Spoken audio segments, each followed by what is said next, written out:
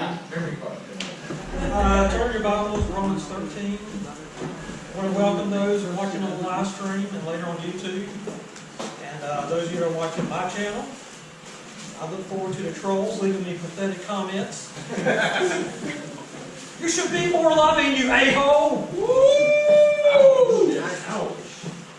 But, yeah, that is exactly what they're saying.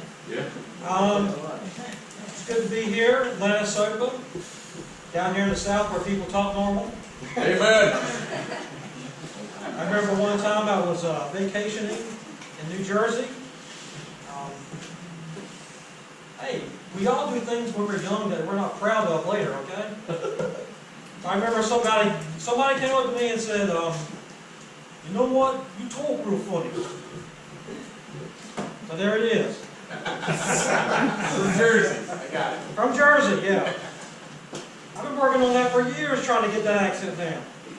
But anyway, we'll be starting in Romans 13, verse 1. Now the title of this message is The Importance of Authority. The importance of authority. Now some of you are already looking at me like a dog in a new pen. Isn't this about re-emergence of Sodom and Gomorrah? You're talking about the importance of authority? I'm going to tie it together. Don't worry. Don't worry. Don't get all, riled up like a coon dog trying to pass a peach seed. I'm going to tie it together. I'm going to tie it together. It's going to make sense. Okay. So, Romans chapter 13, verse 1. Let every soul be subject unto the higher powers, for there is no power but of God, the powers that are ordained of God. So, my first point is, it's about as far as I'm going to get a preaching like a Joel Olsen. I need 3 points tonight. 3 points. The first point is, authority is established by God. Amen. Authority is established by God. That's right. If you are a father, you have authority. If you are a husband, you have authority. Amen. Oh, I didn't say that, did I? Come on. Uh-oh. Am I going to get in trouble for saying that? Why? Not here, no. Not here. Last week I had my wife crawling on her hands and knees. She said, "Get up from under that bed and fight like a man."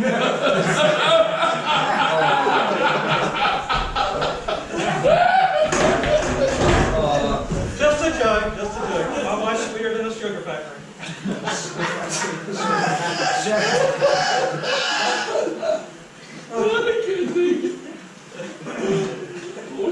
That coon dog thing you said. How about another one? My wife and I had words last night. I never got to say mine.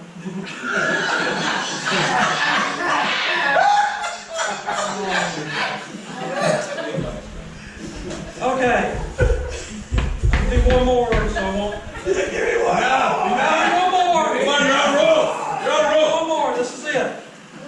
I'll make sure y'all get your money's worth.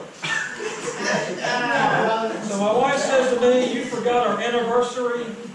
I want something in the driveway tomorrow that goes from 0 to 100 in 5 seconds." You know what was waiting in that spot? A weight scale.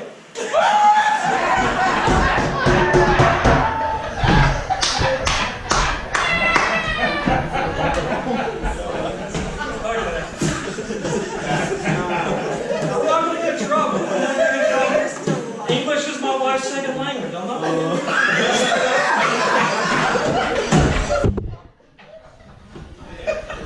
Okay, that's good.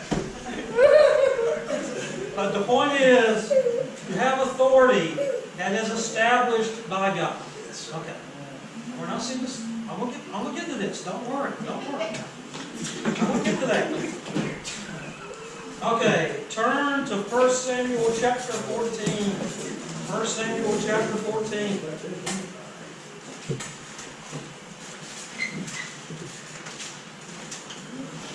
Maybe I can find it. Well, here in those pages. I'll give you verse 25. I'm just going to give the 25 to 45, I'm not going to read the whole thing. Basically, this is the story of a really stupid order that King Solomon. They're getting ready to go into battle, and he's saying, no food, don't eat, don't eat. I mean, if there's any time where you need food, you need that extra protein, is when you're getting ready to fight somebody. But he says, no, no. Okay, Jonathan didn't hear that order. He tasted some honey. But what happened when Saul tried to find out something from God? No answer. No answer. He said, well, somebody sinned. Somebody did something wrong. Jonathan disobeyed the king's order, which was a dumb order, it was a stupid order. But we see how God backed up that authority. Yeah. He did. Yeah. So, husbands, fathers out there, God backs up your authority.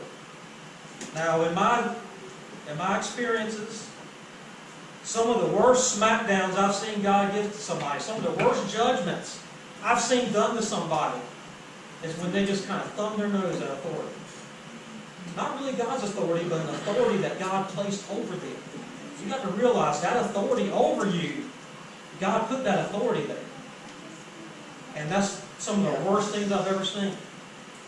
Worst sins is when you just thumb your nose at whatever authority God's placed over you. So God will back it up, and I'm a man of few words, so I'm not going to go long into all this stuff. I'm going to be very brief tonight. The people of God said amen. Amen. But so first, authority is established by God. Second point, God backs up authority. Third point, God will punish you when you don't use or you misuse your authority. That's where Sodom and Gomorrah is going to come in. First though, you're already in 1 Samuel. I want you to turn to chapter 3. Chapter 3 of 1 Samuel. And we're going to find out what non-use of authority is going to do for you. And the Lord said to Samuel, this Lord talking to Samuel, behold, I will do a thing in Israel at which both the ears of everyone that heareth it shall tingle. Right. And that day I will perform against Eli all things which I have spoken concerning his house. When I begin, I will also make an end. That's right. For I have told him that I will judge his house forever for the iniquity which he knoweth. He knew the iniquity that was going on. Right. Because his sons made themselves vile, and he restrained them not. Come on. How often do we see this in the church today? They know the vile things are going on, Yeah, right. but they don't restrain the people. Yeah. Because they're afraid of offending somebody. Yeah. Because they're afraid, oh my goodness, this guy, he pays his tithes every month. Yeah. And I know he's doing this. I know he's watching pornography. So I can't speak out against that. Right. So he restrains them not. And other sins that we got going on. Good preach. Well, we got Youth Pastor Tight Shirt over here. Come on. Come on. And his skinny jeans. Right. Yeah. Talking like this. Yeah. That's right. I'm not going to restrain him. Look at all the youth that are coming to our church. And maybe, just maybe, the Holy Spirit will convict them. When the blessing comes down, and they'll get right with God then. You guys speak it. Come on. How shall they hear without a preacher? Amen. Yeah. You got to speak it out. You got to restrain them. Amen. So Eli did not use his authority. He knew what was going on. He did nothing. And he was punished. He was punished. Amen. Good. Okay. Now we bring in Sodom and Gomorrah. Everybody go. Now we bring in Sodom and Gomorrah. Okay, so in this plane of Sodom and Gomorrah, I'm so glad nobody mentioned this. But there's a fact about these towns that that not too many people know about. You've got 5 towns in this plain. You got Sodom, Gomorrah, Admah, Zeboim, and Zoar. Each of these towns had a judge.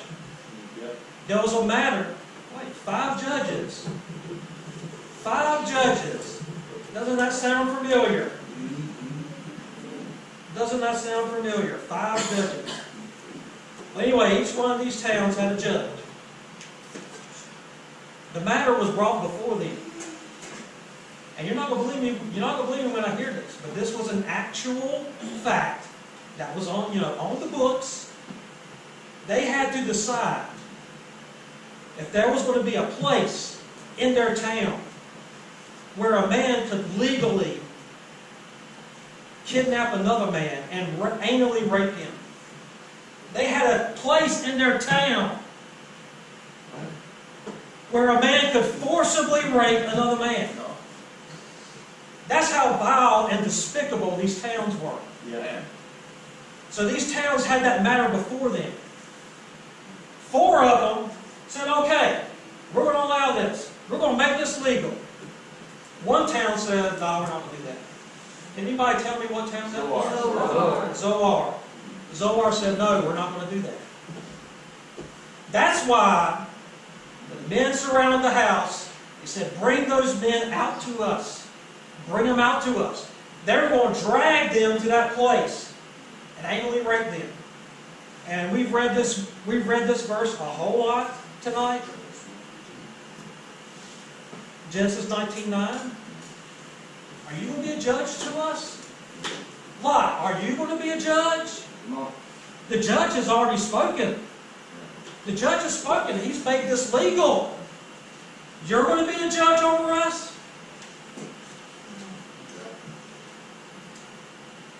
So, in this town of Sodom, and like I say, the same thing was going on in the other 3 towns. They were misusing their authority. And they decided to say, okay, we're going to make this legal. And we think, well, this is just so vile. This is so despicable. How can this happen? All right, let's go back 50 years. People talking about gays getting married. If you had brought this up 50 years ago, what would they say? No, that's never going to happen. You're never going to happen. That's never going to happen here. But 5 people in black robes said, we're going to take up our authority. We're going to change that. We're going to change that. I am very fearful of the judgment that's going to come on America. Come on, preach it.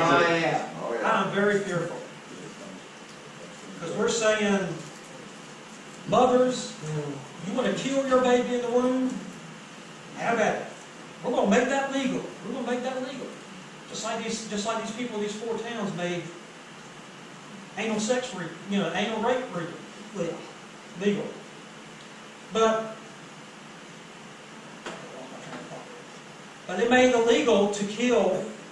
They made abortion legal. And even now, they're trying to get laws that say if the abortion attempt is botched, they can kill that baby outside of the womb. What? Yep. They're pushing that. Post-birth abortion. Partial. Yep. Post. If the abortion attempt does not work and the baby's out, they want to make it legal to kill that baby. Dear Lord, help us. We're monsters. You know how they do it? They put the baby face down in saline water. No. They sure do. That's what they're going to do. That's what they're trying to push for. Every single Democratic candidate for president is in favor of this. Going out. Every one. Sick. Going out. Every one of them are going out. In fact, that candidate, butt plug, whatever his name is, Booty gig. he said, well, what's biblical? This is biblical that it's only a life until they breathe air. What? Because they point to Genesis and say, well, this is what happened with Adam. Okay.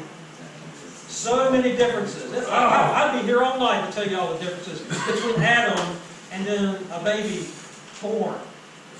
Adam was made fully grown.